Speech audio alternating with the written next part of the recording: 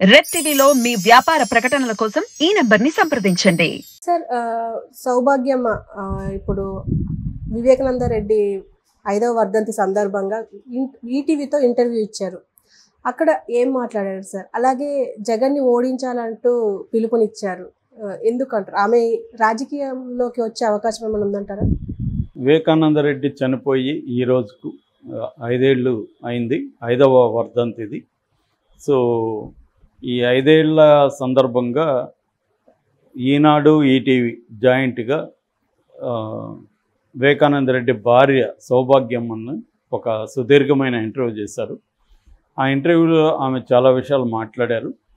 So ఆమె ఏమేమి మాట్లాడారు, ఆమె కార్యాచరణ ఏమిటి అనేది మనం చూద్దాం. సో ఆమె ప్రధానంగా ఏం చెప్పారంటే, వైఎస్ఆర్ వివేకానంద రెడ్డి ఇద్దరు కూడా రామలక్ష్మణులాగా ఉండేవాళ్ళు, చాలా అన్యోన్యంగా ఉండేవాళ్ళు.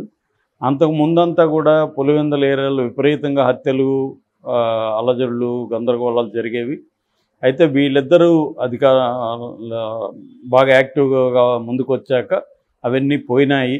వీళ్ళు అవన్నీ అరికట్టి అక్కడ ప్రశాంతతను నెలకొల్పారు. సో ఇటువంటి పరిస్థితి మారిపోయింది ఇప్పుడు.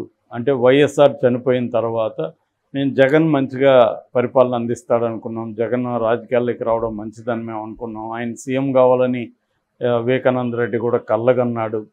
సో కొన్ని రకాల ఇబ్బందులు ఉన్నప్పటికి కూడా జగన్ని మేము అందరం కూడా సపోర్ట్ చేశాము. కానీ వివేకానంద రెడ్డి చంపిన హంతకుల్ని జగన్ కాపాడుతున్నాడు. జగన్ కాపాడకపోతే వాళ్ళని ఈ పాటికి జైలు శిక్ష పడుండేది. జగనే కాపాడుతున్నాడు. ముఖ్యంగా అవినాష్ రెడ్డిని జగన్ కాపాడుతున్నాడు. జగన్ అధికారంలో ఉన్నాడు కాబట్టే అవినాష్ రెడ్డి అరెస్ట్ కాలేదు.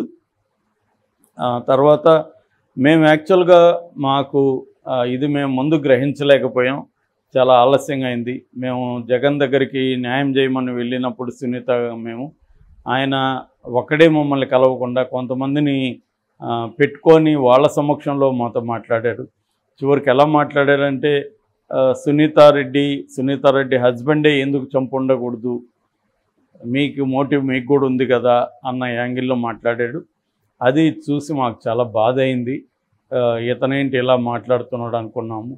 సో మా బాధను అతను అర్థం చేసుకోకపోక మా మీద నిందలేశాడు.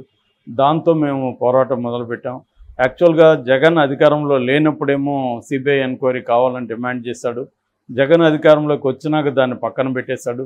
మేము అప్పుడు కూడా సునీతారెడ్డి సిబిఐ ఎంక్వైరీకి నేను డిమాండ్ చేస్తున్నాను, మీరు నాకు సపోర్ట్ చేయడానని జగన్ను పోయి అడిగితే కూడా అప్పుడు కూడా అతను కోఆపరేట్ చేయలేదు అనేది ప్రధానంగా ఆమె చెప్పింది. అలాగే ఈ హత్య అనేది అందరికంటే ముందు జగన్కి, భారతిరెడ్డికి ఎర్లీ మార్నింగ్ తెలిసింది. సో ఇది ఎలా తెలిసింది అనేది మాకున్న సందేహం. రెండోది, అంత ఎర్లీ మార్నింగ్ తెలిసినాక మాకు కూడా మార్నింగ్ 6 తర్వాత తెలిసింది. మేమందరూ హుటాహుటిన బయలుదేరి పులివెందులకి వెళ్ళాం. ఇతను తెలిసినా కూడా ఇతను ఈవినింగ్ వరకు రాలేదు. ఎందుకు రాలేదు, తెలిస్తే ఎర్లీ మార్నింగ్ తెలిసినా కూడా ఎందుకు రాలేదు అనేది కూడా మాకున్న అనుమానం. ఇతని పరిపాలన గురించి కూడా అడిగారు వాళ్ళు. పరిపాలన ఎలా ఉందంటే, పరిపాలన బాగాలేదు, అది అరాచక పరిపాలన. అది అప్పుడు ఫస్ట్ ప్రజావేదిక కూలగొట్టడంతోనే నేను అనుకున్నాను, ఇదేంటి ఇలా అరాచకంగా తయారయ్యేది తను అనుకున్నాము. అక్కడి నుంచి అరాచక పరిపాలన ఉంది. అందుకని ఈ అరాచక పరిపాలన అంతమవ్వాలని నేను కోరుకుంటున్నా. జగన్కి వ్యతిరేకంగా ఓటు వేయమని సునీతారెడ్డి పిలిపించింది. నేను కూడా ఆమెతో ఏకీభవించి జగన్కి వ్యతిరేకంగా ఓటు వేయమని నేను కూడా ప్రజలకు విజ్ఞప్తి చేస్తున్నా అనేది కూడా ఆమె మాట్లాడింది. అయితే ఈ హత్య ఎందుకు జరిగింది, మోటివ్ ఏంటి అన్నప్పుడు కూడా ఆమె రాజకీయాల కోసమే ఈ హత్య జరిగింది, మేము అంతా బాగుందనుకున్నాము, కానీ ఎమ్మెల్సీగా మా వివేకానంద రెడ్డి గారిని కావాలనే ఓడించారు, అక్కడి నుంచి ఇది మొదలైంది. సో రాజకీయంగానే ఈ హత్య చేశారనేది మేము నమ్ముతున్నాము.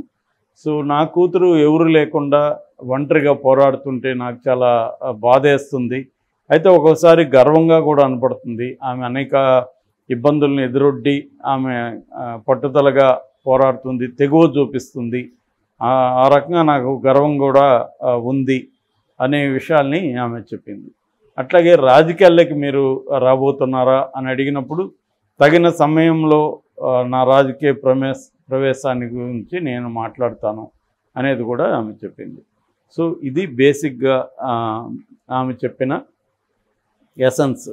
అయితే ఇక్కడ మామూలుగా ప్రాబ్లం ఏంటంటే ఎవరు ఇంటర్వ్యూ చేస్తున్నారు, ఏ రకమైన ప్రశ్నలు అడుగుతున్నారు, ఏ రకమైన ప్రశ్నలు అడగట్లేదు, ఇంటర్వ్యూలు చేసేవాళ్ళ ఉద్దేశం ఏంటి, ఇవన్నీ కూడా ఇంపార్టెంట్. నేను చాలాసార్లు బహుశా మన ఛానల్లో వచ్చినంతగా వివేకానంద రెడ్డి హత్య మీద వీడియోలు ఇంకే ఛానల్లో రాలేదు. సో అన్నీ చెప్పాను, నేను అంత స్టడీ చేశాను కూడా. సరే, ఇప్పుడు నేను తీర్పరి స్థానంలో లేను, ఎవరు చంపారు ఏంటి అనేది పక్కన పెడితే ఇదేమైందంటే అనేక ఇంట్రెస్టెడ్ పార్టీస్ కావచ్చు, లేకపోతే సులభం రాజకీయంగా దీని లాభ నష్టాలు ఎంచుకునే వాళ్ళు కావచ్చు, అనేక మంది కలిసి దీన్ని కాంప్లెక్స్ చేసేసారు. యాక్చువల్గా ఇది ఒక హత్యను ఇవాళ పట్టుకోవడం అనేది పెద్ద విషయమే కాదు. కానీ దీంట్లో ఏమైపోయింది, రాజకీయాలు ఎంటర్ అయిపోయి అనేక రాజకీయ ప్రయోజనాలు దీంట్లోకి ఎంటర్ అయిపోయి దీన్ని మోర్ కాంప్లెక్స్ చేసేసారు. రకరకాల వాదనలు తీసుకురావడం, ఎవడి పాటికి వాడు దీన్ని ప్రచారం చేయడం, దీన్ని మోర్ కాంప్లెక్స్ చేసేసారు. దానివల్ల ఇప్పటికి కూడా అది అన్పజిల్డ్గానే మిగిలిపోయింది. ఇప్పుడు ఈమె చెప్పిన దాంట్లో కూడా నేను చాలా విషయాలు చూసే కాబట్టి నేను అనుకో అవన్నీ కూడా ఈమెను అడుగుండేవాడిని. కానీ వీళ్ళు అడగలేదు. వీళ్ళు ఏంటంటే వాంటెడ్లుగా వీళ్ళకేం ఇన్ఫర్మేషన్ కావాలో అది మాత్రం అడిగారు. ఎందుకు? వివేకానంద రెడ్డి హత్య ఎప్పుడు జరిగింది? తెలుగుదేశం పీరియడ్లో జరిగింది. తెలుగుదేశం పీరియడ్లో జరిగినప్పుడు తెలుగుదేశం ప్రభుత్వం అప్పుడే ఎంత కావాలో హత్యని కేసు కనిపెట్టడానికి ఎన్ని రోజులు కావాలండి? ఇవాళ ఉన్న టెక్నాలజీకి అప్పుడే కనిపెట్టి వీళ్ళు దోషుల్ని శిక్షించడానికి వీళ్ళు ప్లాన్ చేసి ఉండొచ్చుగా. రెండోది, అప్పుడు కూడా పోలీసులు ఈ ముద్దాయిలందరినీ చితగ్గొట్టి టార్చర్ చేశారు. టార్చర్ చేసినప్పుడు వీళ్ళు చెప్పుకుని ఉంటారా? కాబట్టి అప్పుడే జగన్ ఇన్వాల్వ్మెంట్ ఉంటే వీళ్ళు ఎందుకు ఉపయోగించుకోలేదు తెలుగుదేశం అనేది ఒక ప్రశ్న. అంటే ముందు నేను తెలుగుదేశం వైపు నుంచి మాట్లాడి తర్వాత జగన్ వైపు నుంచి మాట్లాడతాను. సో అది కాబట్టి తెలుగుదేశం అధికారంలో ఉన్నప్పుడు తెలుగుదేశం దీన్ని సాల్వ్ చేయలే హత్యను. దాని తర్వాత ఫస్ట్లో సునీత ఏం చేసింది, తెలుగుదేశం మీదే ఆరోపించింది. తెలుగుదేశం వాళ్ళే చంపారనేది సునీత చెప్పింది. దాని తర్వాత అమ్మాయి అనొచ్చు, నేను అప్పుడు అట్లా అనుకున్నాను, తర్వాత ఇది లేదని. తర్వాత ఇంకా అనేక డౌట్లు ఉన్నాయి. ఫర్ ఎగ్జాంపుల్, ఈ లెటర్ దొరికింది, వివేకానంద రెడ్డి స్వహస్తాలతో రాసిన లెటరు. ఆ లెటర్ దొరికిందని ఆయన కృష్ణారెడ్డి పిఏ వీళ్ళకి ఫోన్ చేసి చెప్పినప్పుడు సునీతారెడ్డికి, రాజశేఖర రెడ్డికి, సునీతారెడ్డి హస్బెండ్ రాజశేఖర రెడ్డి చెప్పినప్పుడు వాళ్ళు ఏం చేయాలి? ఎవరైనా మా నాన్న ఇట్లా ఏదో లెటర్ రాశారంటున్నారు, బ్లడ్ అంటున్నారు, పోలీసులకి ఆ లెటర్ ఇవ్వండి అని చెప్పాలి. మేము రావడానికి లేట్ అవుతున్నాయి, కానీ దాన్ని దాచిపెట్టండి, ఎవరికి ఇవ్వకండి, ఆయన ఫోన్ కూడా ఎవరికి ఇవ్వకండి అని ఎందుకు చెప్పాల్సి వచ్చింది అనేది ఒక పెద్ద ప్రశ్న. వాళ్ళు వచ్చి 1 o'clock వచ్చిన తర్వాత ఆ లెటర్ని, ఆ ఫోన్ని 2 గంటల ప్రాంతంలో పోలీసు వాళ్ళకి ఇచ్చారు. అసలు మామూలుగానే వీళ్ళు ఫోటోలు వీడియోలు కూడా తీసి పంపించారు. క్రైమ్ సీన్ని, బ్లడ్ ఉంది, కొట్టిన గాయాలు క్లియర్గా కనబడుతున్నాయి. అవన్నీ చూసినప్పుడు వాళ్ళు ఏం చేయాలి? మేము వచ్చేసరికి లేట్ అవుతుందని ఈ లోపలే పోలీసులకు కంప్లైంట్ ఇవ్వండి, ఎంక్వైరీ స్టార్ట్ చేయమనండి. ఎందుకంటే క్రైమ్ సీన్ డిస్టర్బ్ అవుతుంది కదా. ఎప్పుడైనా ఇమ్మీడియట్గా పోలీసులు రంగంలోకి దిగి క్రైమ్ సీన్ని ప్రిజర్వ్ చేయాలి. అది ఎందుకు వీళ్ళు, ఈమె డాక్టర్ పైగా, ఈమెకి అవన్నీ తెలుసు, మరి ఎందుకు వీళ్ళు అవన్నీ చేయలేదు అనేది డౌట్. దాని తర్వాత వాళ్ళ పాల్గొన్న వాళ్ళందరినీ ఎందుకు సిబిఐ టార్చర్ చేసింది? ఎందుకు అప్రూవర్గా మారండని టార్చర్ చేసింది? వాళ్ళకున్న వెస్టెడ్ ఇంట్రెస్ట్ ఏంటి? ఆ రామ్ సింగ్ ఇన్వెస్టిగేటింగ్ ఆఫీసరు తెలుగుదేశం తరఫున పనిచేశాడనేది ఆరోపిస్తున్నారు. సరే, అది కరెక్టా కాదో మనం పక్కన పెడదాం. కానీ సాక్షి అయిన రామయ్యని కొట్టారని రామయ్య చెప్తున్నాడు, ఎర్రగంగిరెడ్డిని కొట్టారు, సునీల్ యాదవ్ని కొట్టారు, ప్రధాన సాక్షిగా ఉన్న పిఏ కృష్ణారెడ్డిని కొట్టారు. ఇది మామూలు కొట్టడం కాదు, భయంకరంగా టార్చర్ 1 month అట్లా తీసుకెళ్ళి కొట్టారు. సో ఇవన్నీ డౌట్లు. ఇవన్నీ ఎందుకు చేశారు? వాళ్ళకున్న వెస్టెడ్ ఇంట్రెస్ట్ ఏంటి అనేది ఇది.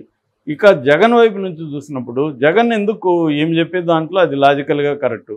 ఆయన అధికారంలో లేనప్పుడేమో సిబిఐకి ఎంక్వైరీ చేశాడు, వచ్చినాక ఎందుకు జగన్ సిబిఐకి అడగట్లేదు? తన అధికారంలో ఉన్నప్పుడు కూడా దాన్ని ఎందుకు తేల్చలేదు? సిబిఐకి ఇవ్వకముందు తేల్చాలి కదా జగన్, ఎందుకు తేల్చలేదు? ఇట్లాంటివి జగన్ మీద కూడా అనేక అనుమానాలు ఉన్నాయి. ఈమెకి ఎందుకు హెల్ప్ చేయలేదు? ఈమె అడిగినప్పుడు జగన్ ఎందుకు హెల్ప్ చేయలేదు? ఆమె మీద ఎందుకు సందేహంగా మాట్లాడాడు? తన గవర్నమెంటు, తన పోలీసులు నిజంగా ఆమె చేస్తుంటే నువ్వు అదే బయటపెట్టు, అదెందుకు పెట్టలేదు? సో రెండోది ఏంది, అప్పుడు తనకి జగన్కి తెలుసు చంద్రబాబుకి తెలుగుదేశం వాళ్ళకి ఏ రకమైన సంబంధం ఈ హత్యతో లేదని జగన్ క్లియర్గా తెలిసినా కూడా నారాసుర రక్త చరిత్రను బుక్ చేసి చంద్రబాబు చేయించాడని ఎందుకు చెప్పాడు? చంద్రబాబుకు తెలిసి ఇది జగన్ చేయలేదని, కానీ చంద్రబాబు జగనాసుర రక్త చరిత్రను బుక్ చేసి జగన్ మీద ఎందుకు చేస్తున్నాడు?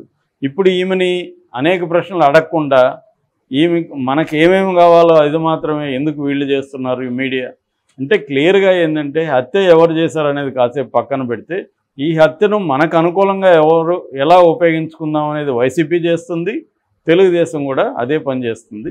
వైసీపీ 2019లో సక్సెస్ఫుల్గా చేసుకోగలిగింది. ఇప్పుడు తెలుగుదేశం ఈ హత్యను తనకు ఎంతో కొంత జగన్ని బదనాం చేయడం కోసం రంగంలోకి దిగింది.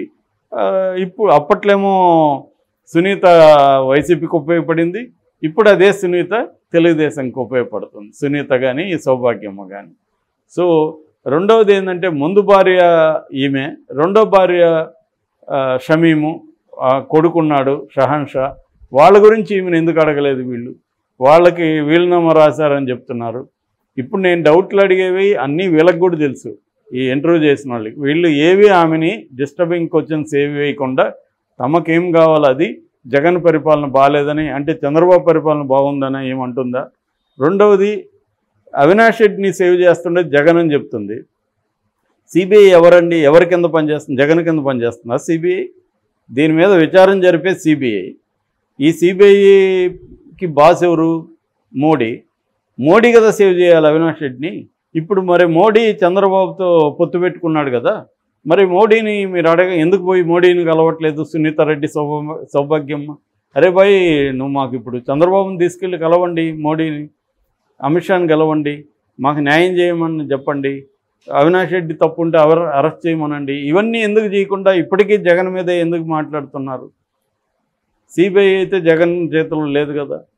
కాబట్టి ఇవి అనేక రకాలైన ప్రశ్నలు అందరి వైపు ఉన్నాయి. జగన్ని అడిగే ప్రశ్నలు చాలా ఉన్నాయి, చంద్రబాబుని అడిగే ప్రశ్నలు ఉన్నాయి, సౌభాగ్యంని సునీతని అడిగే ప్రశ్నలు ఉన్నాయి. ఈ ప్రశ్నలకంతా ఆన్సర్లు అయితే ఎవరు చెప్పరు. ఎవరికి కావాల్సిన ఇన్ఫర్మేషన్ని సెలెక్టివ్గా తమ ఇన్ఫర్మేషన్ తీసుకొని తమకు అనుకూలంగా ఉపయోగించుకోవడానికి రెండు మేజర్ పొలిటికల్ పార్టీలు కూడా పనిచేస్తున్నాయి.